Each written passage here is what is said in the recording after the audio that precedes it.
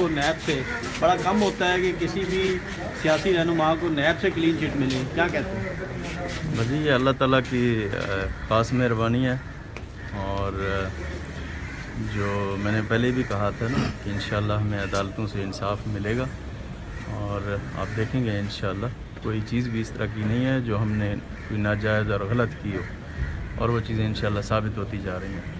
नैब ने clean chit दे दी, इमरान खान साहब आपको पसंद करते हैं, लेकिन उनके अलावा आपके पार्टी के अंदर रहनुमा हों, पॉलिटिकल पार्टीज़ के लीडर हों, वो सब आपको करप्शन के हवाले से आपके ऊपर इल्ज़ामात लगाते हैं। हत्ता कि जनरल बाजवा साहब के करीबी ज़राए ने भी कहा कि हमने इमरान खान को बताया कि उस्मान बुज़दार जो है उनकी हुकूमत में बहुत ज़्यादा करप्शन हो रही है, वो उसकी सरपरस्ती कर रहे हैं।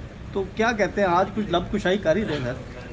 देखिए, मुझे कुछ एक शेर याद आ रहा है, अगर मैं सही पढ़ सकूं तो मुझे इस वक्त एग्जैक्टली वो याद नहीं आ रहा। वो कुछ मोहसिन का है कि मेरे सिवा शायद इस शहर में सब लोग मासूम हैं, गुनाहगार मैं ही हूँ। मेरे ख्याल में ये वक्त साबित करेगा कि अल्लाह ताला ने जिस तरह सुरखरू किया और हमें हर जगह इस तरह सुरखरू करेगा। आज नैब ने जो है वो क्लीन चिट दी है, तो क्या कहते हैं कि आपके खिलाफ ये इंक्वायरी किसकी इमाम पर बनाई गई थी?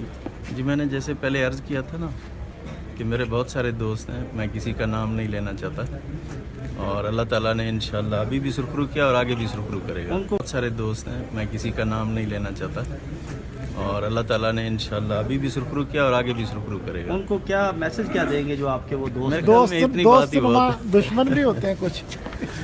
Thank you sir.